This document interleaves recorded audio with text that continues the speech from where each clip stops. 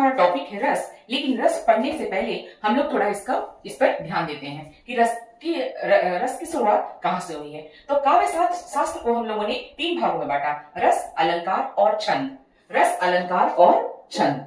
तो रस से क्या होता है, काव्य में रुचि बढ़ती है, अलंकार काव्य में शोभा बढ़ाता है और छंद उसकी मात्राओं का ज्ञान प्रदान करता है। तो आज चूंकि हम लोग रस पढ़ने वाले हैं तो देखते हैं कि रस अब वर्तमान में 9 चल रहे हैं। सूरदास के अनुसार रस 11 है, जिसमें वात्सल्य और भक्ति रस है, जबकि भरत मुनि के अनुसार रस 8 होते हैं। इनमें शांत रस नहीं था। तो आज हम लोग रस पढ़ते हैं और आज हम लोग सूरदास के द्वारा बताए गए 11 रसों का अध्ययन करते हैं। तो चलिए बारी बारी से हम लोग देखते हैं कि रस के कितने प्रकार हैं। हमारा टॉपिक है रस।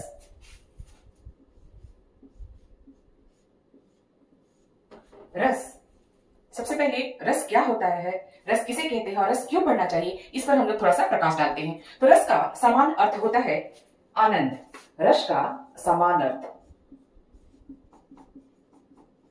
रस का जब समान अर्थ पूछा जाए तो समान अर्थ होता है इसका स्वाद या आनंद। इसका अर्थ होता है स्वाद या आनंद। रस का समान अर्थ होता है स्वाद या आनंद। जिस प्रकार भोजन का स्वाद हम लोग जिह्वा से लेते हैं, उसी प्रकार हम लोग काव्य का स्वाद अपने मन से लेते हैं, और जो हमारे मन में अनुभूति प्राप्त होती है उसी को साहित्य में हम लोग रस कहते हैं। या फिर दूसरे शब्दों में हम लोग ये कह सकते हैं कि जब किसी रचना को पढ़ के हमारे मन में दुख, शोक, वीरता या भाव उत्पन्न हो, उसी को साहित्य में रस कहते हैं। जैसे एग्जाम्पल हुआ, मुझे तोड़ लेना बनमाली, ये भी रस की प्रधानता है इसमें। या फिर यशोमती मैया से बोले नंदलाला, इसमें देखा जाए तो वात्सल्य रस की भावना है। इसी प्रकार हम लोग देखते हैं कि रस किसे कहते हैं। तो रस, जहां किसी काव्य को पढ़ के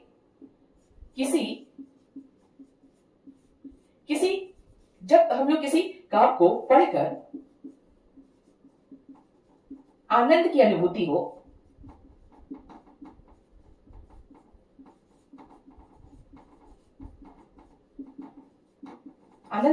हो, तो उसी को रस कहते हैं। अब हम लोग देखते हैं कि रस के कितने अंग होते हैं। तो हम लोग देखते हैं रस के अंग, जिस चारों अंग से मिलकर ही रस का निर्माण हुआ है। तो अब हम लोग देखते हैं रस का अंग।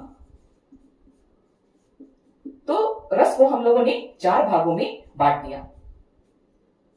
अस्थाई भाव के अस्थाई 4 अंग कौन कौन से हैं? तो रस के अस्थाई 4 अंग हैं, अस्थाई भाव, विभाव, अनुभाव और संचारी भाव।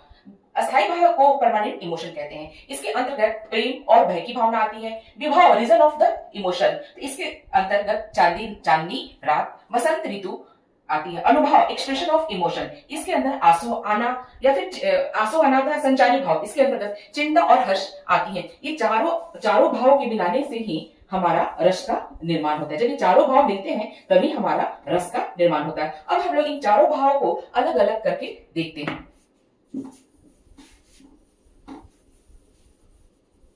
सबसे पहला अंग है हमारा अस्थाई भाव। अस्थाई भाव किसे कहते हैं? तो अस्थाई भाव मन में अस्थाई रूप से बस जाता है। एक बार ये घटना घट गई तो ये हमेशा के लिए परमानेंट इमोशन हो जाता है। जैसे प्रेम, अगर हमारे मन में किसी के प्रति प्रेम है, जैसे माँ के प्रति प्रेम है, तो हमेशा के लिए हमारे मन में वो प्रेम बैठता है। क्रोध किसी के प्रति है तो वो क्रोध हमेशा के लिए हमारे में मन में बैठ जाता है। शोक, भय, उत्साह, अस्थाई भाव में मन में अस्थाई रूप से रहने वाले इमोशंस को ही हम लोग कहते हैं अस्थाई भाव। और अगला भाव है हमारा विभाव। विभाव किसे कहते हैं? तो विभाव जिस कारण से भाव उत्पन्न हो, जिस कारण से हमारे मन में भाव उत्पन्न हो। तो विभाव को हम लोगों ने 2 भागों में बांट दिया, एक हुआ आलंबन और एक हुआ उद्दीपन। आलंबन का मतलब जिस व्यक्ति या वस्तु के कारण हमारे मन में भाव उत्पन्न हुआ। यहाँ देखा जाता है कि वो क्या कारण है, वो कौन सा व्यक्ति है या कौन सी वस्तु है जिसके मन में हमारा भाव उत्पन्न हुआ। जैसे राधा के मन में कृष्ण के प्रति प्रेम का भाव उत्पन्न हुआ, और उद्दीपन उस भाव को बढ़ावा देने वाला क्या है? राधा के मन में कृष्ण के प्रति जब प्रेम जगा हुआ है तो उसको बढ़ावा कौन दे रहा है? बसंत ऋतु, फूल की सुगंध और चांदनी रात। तो आलंबन जिस व्यक्ति या वस्तु के प्रति भाव उत्पन्न हो, और उद्दीपन उस भाव को और बढ़ा देने वाले को ही हम लोग कहते हैं विभाव। अब अगला है हमारा टॉपिक, रस का अंग है, उसको हम लोग बोलते हैं अनुभाव, और लास्ट है संचारी भाव। तो अनुभाव किसे कहते हैं? तो मन के भाव जब शरीर से प्रकट होने लगे तो उसी को हम लोग अनुभाव करते हैं। इसमें क्या होता है कि हमारा जो मन में जो अनुभव चल रहा है वो हमारे शरीर से दिखने लगता है। जैसे हम किसी बात से दुखी होते हैं तो हमारे आंखों में आंसू गिरने लगते हैं। अगर हम किसी बात से खुश होते हैं तो हमारा दांत निकल आता है, हम लोग हंसने लगते हैं। अगर किसी चीज से हमें भय होता है, हमारा शरीर कांपने लगता है। तो अनुभाव में हमारे मन के भाव हमारे शारीरिक क्रियाकलाप से प्रकट हो जाते हैं। अगला है संचारी भाव। ये भाव थोड़े दिनों के लिए हमारे चेहरे पर आते हैं और चले जाते हैं, जैसे चिंता, हर्ष, विषाद, स्मृति। जैसे कृष्ण कब आएंगे, ये सोचती है राधा, चिंता करती है। कृष्ण चले गए, ये विषाद की बात हो गई, और कृष्ण को याद करना हमारी स्मृति की बात हुई। तो आज हम लोगों ने रस के 4 अंकों पढ़ा: अस्थाई, विभाव, अनुभाव और संचारी भाव। इन्हीं चारों भाव के मिलने से हमारा रस का निर्माण हुआ है। रस को पहचानने का ट्रिक है शहर की बीवी एवं। अब हम लोग देखते हैं कि रस कितने होते हैं और रस को पहचानने का ट्रिक क्या है। तो ट्रिक है कि शहर की बीवी एवं भाभी अद्भुत होवे है। ये एक ट्रिक है जिसके माध्यम से कितने प्रकार के रस है जिसको याद करना बहुत इजी होगा। तो सबसे पहले हम लोग देखते हैं कि तनावे श की संख्या कितनी है, 2, ह की संख्या 1, र की संख्या 1, की संख्या 1, बीवी की संख्या 1, व की संख्या 1, भा की संख्या 1, भी की संख्या 1 और अद्भुत की संख्या 1। अब इन्हीं के आधार पे हम लोग रस को व्याख्या करेंगे। तो देखते हैं पहला श से। तो पहले श से आया श्रृंगार रस, दूसरे स से आया शांत रस, ह से आया हास्य रस, र से आया रौद्र रस, क से आया करुण रस, वा से आया वात्सल्य रस, बी से आया वीर रस, व से आया विवत्स रस, भा से आया भयानक, भ से भक्ति और अद्भुत से अद्भुत। अब इनमें ये जो रस के प्रकार है, इनमें हम लोग क्या क्या पढ़ते हैं। तो जो श्रृंगार रस है उसके अंतर्गत हम लोग प्रेम और रति के विषय में पढ़ते हैं। शांत रस में हम लोग वैराग्य के बारे में पढ़ते हैं। हस में हंसी विनोद के बारे में पढ़ते हैं। रौद्र में क्रोध की व्याख्या की जाती है। करुण में शोक की व्याख्या की जाती है। वात्सल्य में स्नेह जो बच्चों के लिए प्रयोग किया जाता है। वीर उत्साह की बात हो रही है। विवत्स में घृणा की बात हो रही है। भयानक में भय की बात हो रही है। और भक्ति में भगवत प्राप्ति की बात हो रही है। और अद्भुत में आश्चर्य की बात होती है। तो हम लोग इस ट्रिक के माध्यम से देखें कि रस कितने प्रकार के होते हैं। अब हम लोग इन रसों को बारी बारी से व्याख्या करके देखते हैं, तभी हमें अच्छे से समझ में आएगा।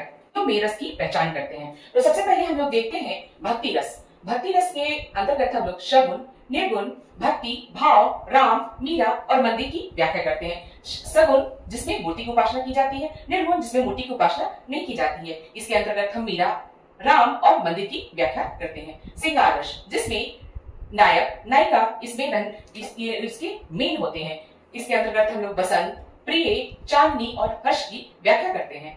करुण रस जहाँ दुख की बात हो रही है, करुण मतलब दुख, विलाप, मृत्यु, शोक और हाय की व्याख्या की जाती है। अद्भुत रस की जब बात आती है तो इसके अंतर्गत चकित, मतिभ्रम और विचित्र की व्याख्या की जाती है। अगला टॉपिक है रौद्र रूप। रौद्र मतलब गुस्सा। इसके अंतर्गत कटु वचन, गुस्सा, तोड़फोड़ और जान से मारने की धमकी की व्याख्या की जाती है। अगला है हमारा हास्य रस। हास्य रस के अंतर्गत खुशी, सुख, हंसी के भाव की व्याख्या की जाती है। अगला है हमारा वीर रस। वीर रस के अंतर्गत हम लोग युद्ध की बात, तलवार की बात, तोप की बात, रणभूमि की बात, हाथी और धनुष की बात करते हैं। इसके अंतर्गत हम लोग इनसे सारी चीजों की व्याख्या करते हैं। अगला है हमारा भयानक रस। भयानक रस के अंतर्गत हम लोग अंधेरा, सुनसान सड़क, अकेलापन का भाव और कांपना, ये हम लोग भयानक रस के अंतर्गत इसकी व्याख्या करते हैं। अगला है हमारा विभत्स रस।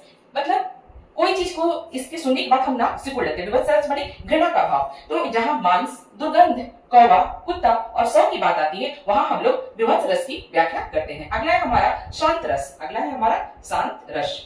तो शांत रस के अंतर्गत हम लोग शांति की बात करते हैं, प्रार्थना की बात करते हैं। इसके अंतर्गत हम लोग ए मालिक तेरे बंदे हम की व्याख्या कर सकते हैं। अगला हमारा है वात्सल्य रस। वात्सल्य रस नाम सुनते ही एक ममता का भाव हमारे अंदर उमड़ पड़ता है। तो वात्सल्य रस के अंतर्गत हम लोग माँ का बच्चे के प्रति प्रेम, बालक, छोटा बच्चा, कान्हा, यशोदा, दुलारा, इन सारी चीजों की व्याख्या हम लोग वात्सल्य रस के अंतर्गत की जाते हैं। तो आज का हमारा टॉपिक था रस। रस जिसे पढ़ने, लिखने और सुनने में जब हमारे हृदय को आनंद की अनुभूति होती है तो उसे हम लोग रस कहते हैं। और रस कितने प्रकार के होते हैं, जिसमें भक्ति, श्रृंगार, करुण, अद्भुत, रौद्र, हास्य, वीर, भयानक, विभत्स और शांत और वात्सल्य रस इसके अंतर्गत हम लोग पढ़ते हैं। तो इन्हीं सारे